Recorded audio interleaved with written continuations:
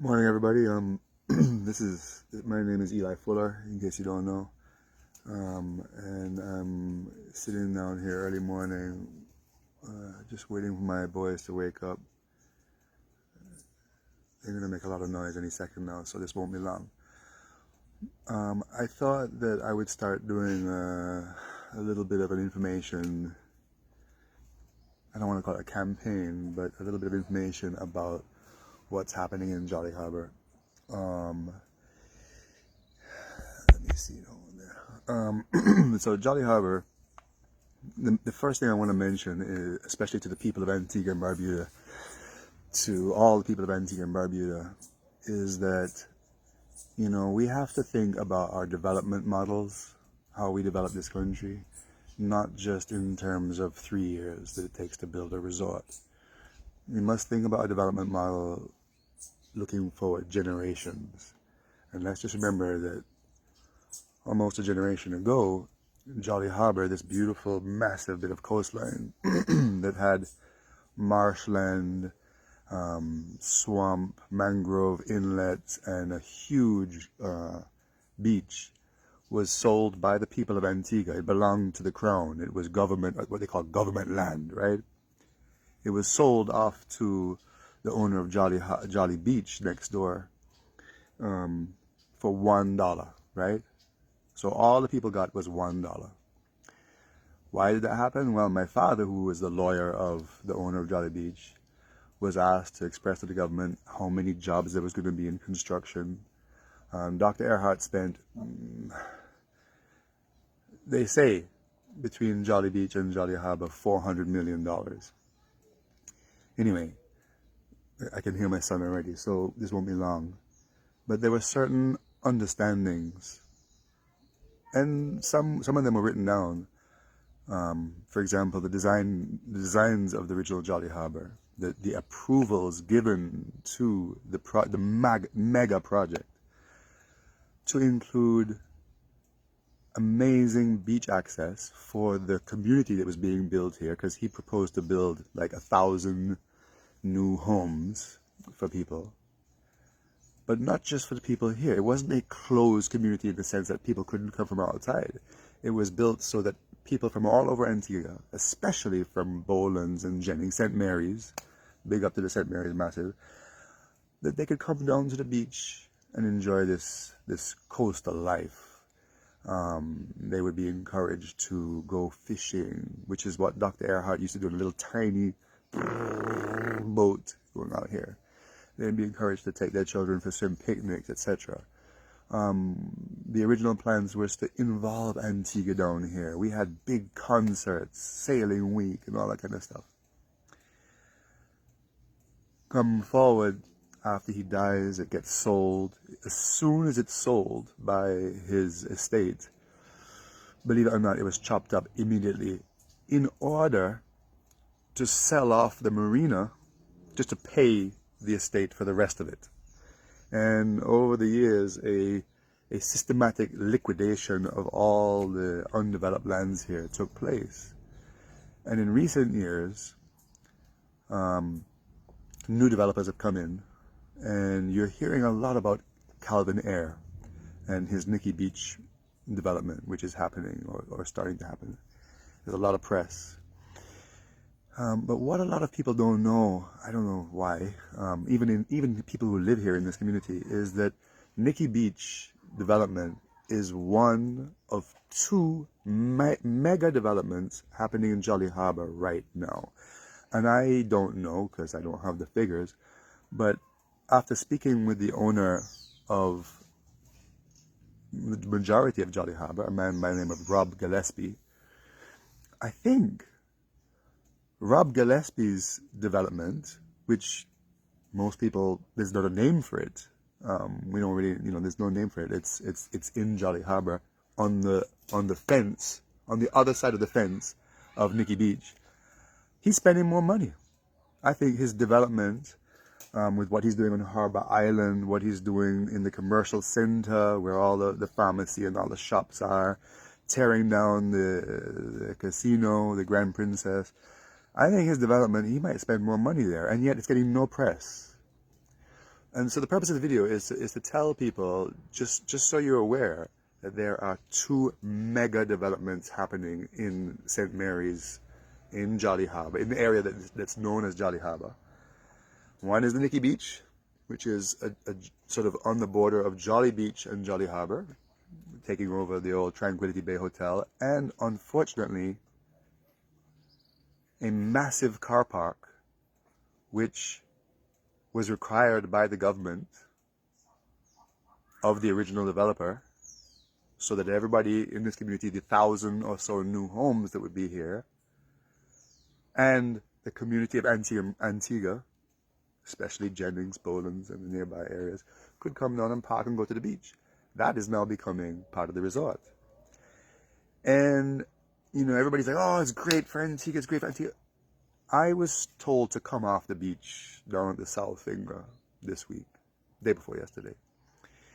And everybody's like, oh, well, they have beach access, they have beach access, they have beach access.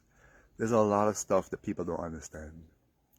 It's one thing to have beach access to our biggest, widest, most beautiful beach.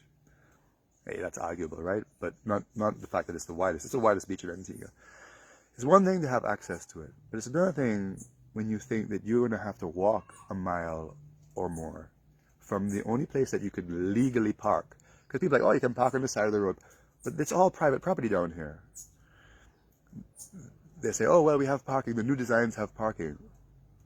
Well, you also hear they have 300 permanent jobs. And they're having, in addition to the new luxury homes and villas, I mean, it's going to be over 1,000 keys to individual homes just in Jolly Harbour. And there's a few dozen parking spots for all of these people and the community to access the beach. Now remember, when the original vision came to our Prime Minister in the late 80s, you know, one of the things that the government required was that there would be a huge buffer between this development and the water, which gives us the widest bit of crown land beach in Antigua. The government back then said, no, this area can't just be for them foreign people. This development has to be for the people. When Jolly Harbour was sold by that developer to La Perla, you may have remembered this company called La Perla. La Perla went bankrupt, and the liquidators, foreign liquidators, came in and allowed the complete disassembly of the original plan and product. And there's been no government oversight. Of course, we see politicians from the area getting support from the developers, and you'll see them at the groundbreaking and all that kind of stuff. But there's not anybody talking about some of the things that the people of this country were entitled to, are entitled to, but that are being taken away without anybody realizing it. So, me as a businessman who has a home in Jolly Harbour, who has a son who was born right on this property right here behind me, and there he is calling me. I'm coming! You know, I want people to make money. But if you drive around Antigua right now, you'll see that most of the people working in these developments don't speak like us. They don't talk like how we. And I'm happy that we're able to attract people from all over the world to come and work on these developments in Antigua and Barbuda. That's great, you know, because a lot of them stay here, bring their kids, bring their families, and, you know, grow the economy. But we're not thinking about the family in Boland's, in Jennings, and here in Jolly Harbour. I mean, like, we need access to coastal life. Coastal living is what makes life in these islands unique. And if we are having a development plan, remember I talked about a development plan in the beginning of this little video. If our development plan is all about attracting short-term, not generational wealth, but short-term wealth or short-term income, economic activity for a small subsection of society, often immigrant labor, and also, when I say immigrant labor, I don't mean poor, because a lot of the people who are coming in with these jobs are actually living and renting houses in Jolly Harbour and around Antigua. They're not poor people. You know, we have to think about generations into the future. And if my children, they're not going to have easy access to these places unless they continue our tradition of having boats. A lot of people say, oh, well, Eli, you don't have to worry about that. You can take a boat and go around the corner and use the beach. But they're still right. I can take a kayak or whatever, a dagalog, and go and visit the beaches. But the reality is that slowly, Barbuda and elsewhere, yes, I'm coming. Slowly, our coastal way of life, our access to marinas or bays, coves, inlets, is being changed forever without anybody talking about it. So again, right now in Jolly Harbour, Nikki Beach is the smaller of two huge developments happening. There's lots of changes, and I will try and show you what I'm talking about in the future, what's happening to all of this beautiful land, which was sold for $1 by our government years and years ago with the understanding that it would help and uplift the people of this nation and community. I look at what's happening now and I'm like, I'm troubled. I don't believe there's been no consultation. Whoa! You scared the crap out of me. Say hello to the people. Hello. What you got there? My necklace. That's a beautiful Obsidian necklace. Anyway, we'll talk more about it in the future.